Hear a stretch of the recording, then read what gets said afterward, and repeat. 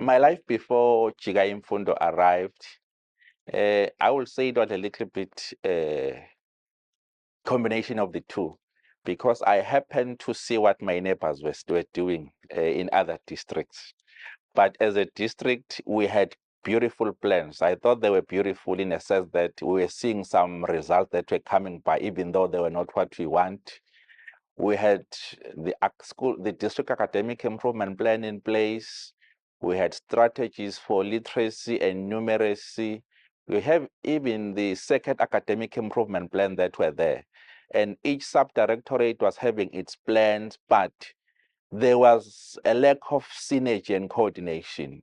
Even when it comes to the dates in terms of when the activities are going to take place, the issue of the calendar, you will find that the director have signed the circular, but there is more than one person who's contesting for the very same attendees in that particular day or venue.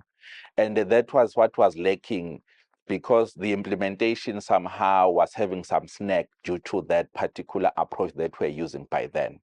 But in terms of human resource, before Jiga Imfundo, I can say, even in terms of human resource, we were lucky because there was more human resources. Even though people were decreasing, but they were still there, particularly for mathematics and language, which were the key subject that we had to focus on. And lastly, I will say we had even circuit plans, but even in terms of those circuit plans, you will find that one circuit has got a particular plan while the next circuit has got a particular plan. And there was no time where these people will sit together and have one kind of an approach in terms of supporting educators. Basically, that's what I can say in terms of the life before Jiga Imfundo at Umkhanyakude.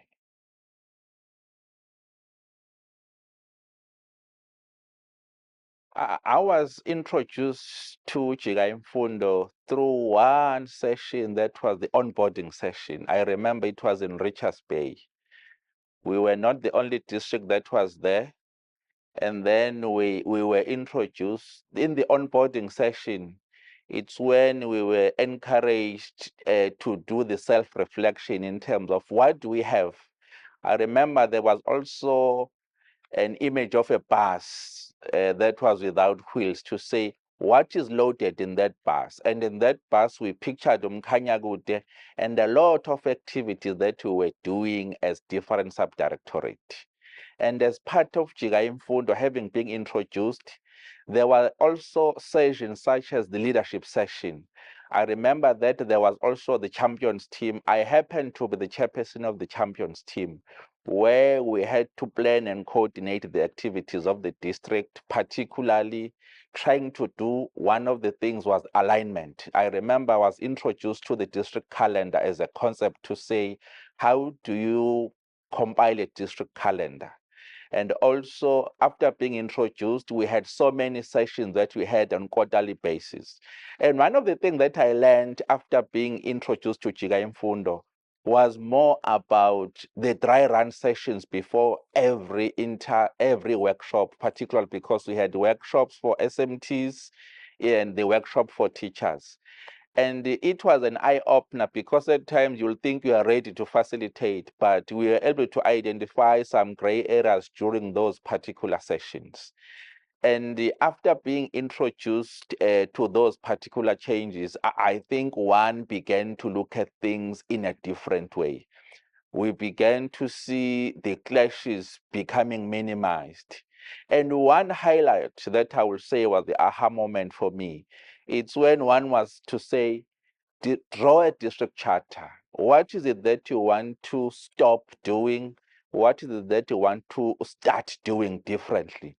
And it became our springboard to say, every time we were thinking of doing something, you will say, what did I say in the charter? And everybody was also unable to understand what the charter was all about. I think even where we are in the boardroom, there is a charter on my far left which defines what the district stands for in terms of things that we need to do. I think that's how one was introduced to Jiga Imfundo.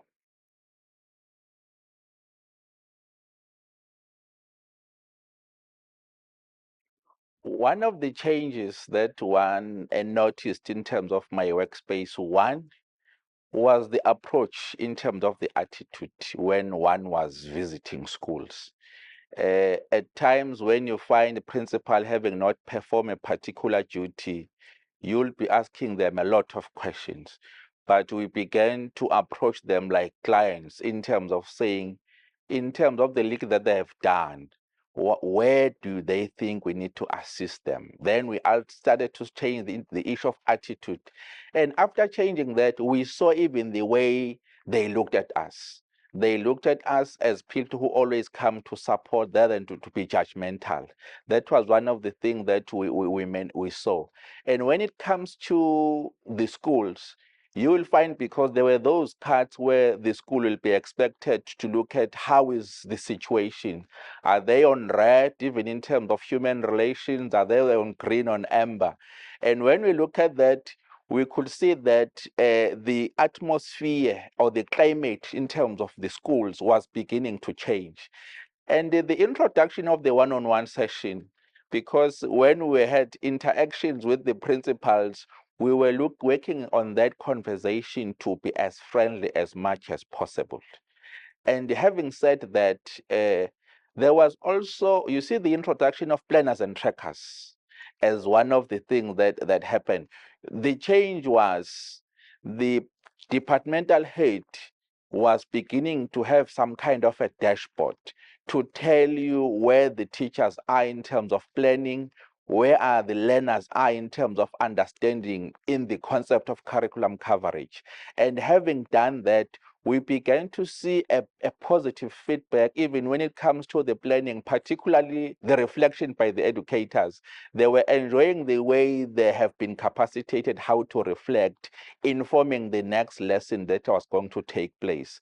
And that I could say, even the tools that were introduced to manage curriculum, they persuaded that circuit management, curriculum must begin to look at the management of school from the same kind of an approach. And then that minimize the issues of confusion even among our clients. I think basically those for me are the key things that I can mention under this particular aspect.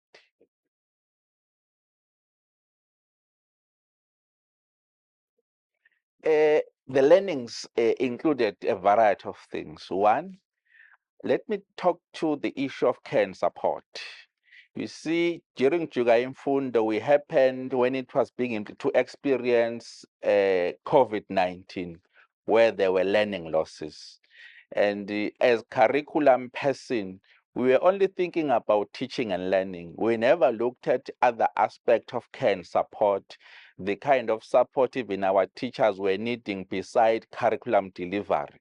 And after being taken through some of the modules, because we are also facilitating those modules, one began to be empathic, understanding the kind of situation that teachers are beginning to understand. And having said that, one of the learnings that really, for me, we learned, you see, is about how can we achieve better results together, and not without pushing or without tapping on one toes, but understanding that the results are the ultimate goal. And that was through the concept of curriculum coverage that we had to push, understanding that teachers were not supposed to be pushing the content and covering the ATP without learners having to understood what was being there. And one of the learnings also that one acquired, you see, because I'm a specialist, I'll speak more on that. You provided us with the big books where we are promoting the issue of literacy. We discovered that the approach that was used there through the capacity session for our educators became a little bit different, because we have been doing it, but there was no impact in terms of what we're doing, because those books were well researched. They were in terms of content, they were graded in terms of the learner that they were going to be working with. And as a result, it make it possible for everyone. And we began to think as a district, what can you do to sustain this particular program in terms of ensuring that our educators begin to work independently, begin to master change, begin to master attending to the needs of the teachers, because teachers were now in a position to outline what are the challenges that they are beginning to face in the classroom. I think in terms of that, the long and short, one was able to be inside and outside the organization, and we began not to be guided by feelings. If a person was saying something that was uncomfortable towards the department and say, you are not providing us resources, we were in a way to say, how can we then together we use what is already available? Because at times, if you have a responsibility, you feel like people must work around the clock, even when they are not well guided and using everything that they have. We learned that if people are not supported, if the school climate or the organizational, because even here in the district, one of the learnings was cutting the silos mentality, a collaborative approach at all times, which enhance the teams that we have as a district that visit schools to say how curricula can work with TLS, GET, circuit management, and there's nobody who should approach anyone with a big brother attitude, but we work as a team. And I think in enhancing the teamwork, that's one of the thing that we learn. And lastly, you see, the funny part about Jiga Imfundo, even when you are in school, you find things not happening well. When you think of shouting at the teacher, you begin one of the principles, ask, how can I help you? And that one will tone down your approach, irrespective how the situation has been in that particular school. I think the take home even today, you taught us the principle, and it is applicable even in terms of human relations outside the scope of work, beginning to understand how can you offer assistance to other people than to say you want them to understand what you want.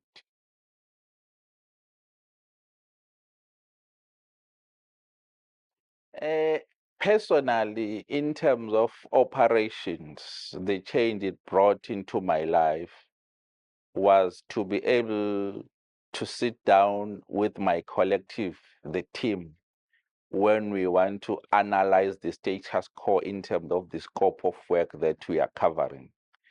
And one of the things, because I work with people who always go and workshop people, the change that I had was to say, when I'm about to interact with people in workshops, what is key in terms of how I run a particular session?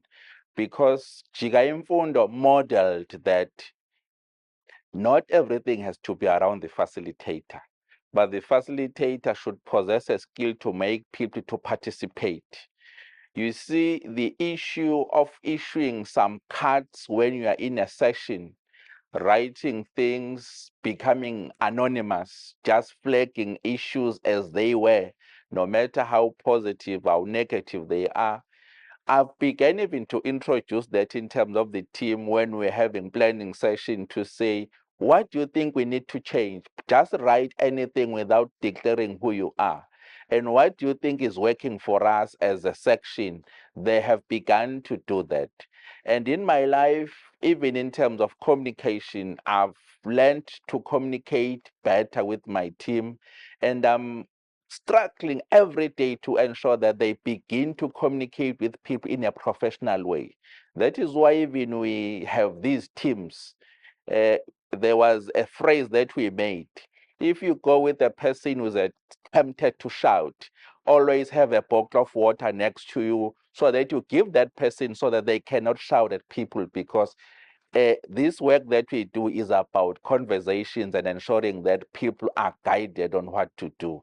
Basically, communication for me has been the key.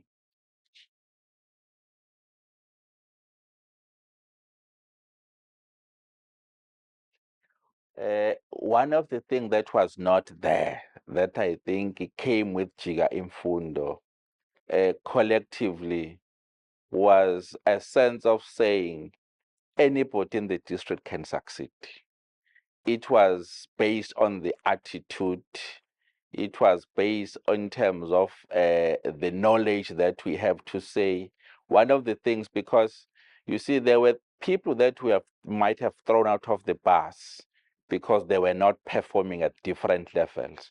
But the attitude that Jiga Imfundo instilled in us in terms of a human behavior, even ourselves, change had to start with us first before we go and assist other people. I think we began to change the way we look at things and the way we look at people. I remember in one of the sessions, one of the bold principal had to tell us what we're not doing well. He was frank to say, you've got beautiful programs, but the way you want them to be implemented in terms of your space and in terms of the pacing of it, because you want result now, we are not going to succeed. And I remember with the district manager, we had to sit down and say, did you hear that particular conversation that the person was so bold to say, you have good plans, colleagues, but if you can change the way you interact, people have become so afraid of you. But if you can begin to bring them closer, bring that particular trust, their relationship. I think for us, being able to create relationship with our people, from the district director to his mentor, from the mentor to the supervisor, circuit managers to school principals.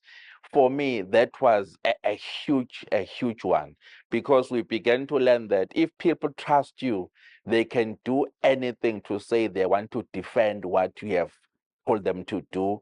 And the issue of trust became sacrosanct to us as a collective.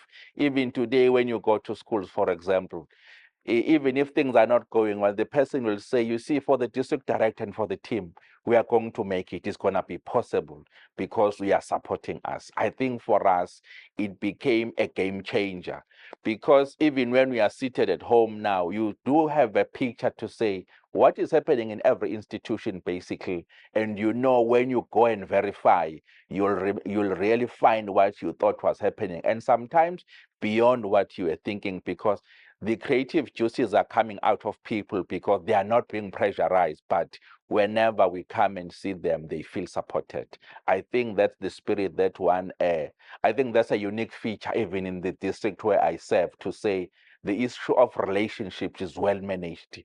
And the schools can see that if it's well managed, we become productive as a collective.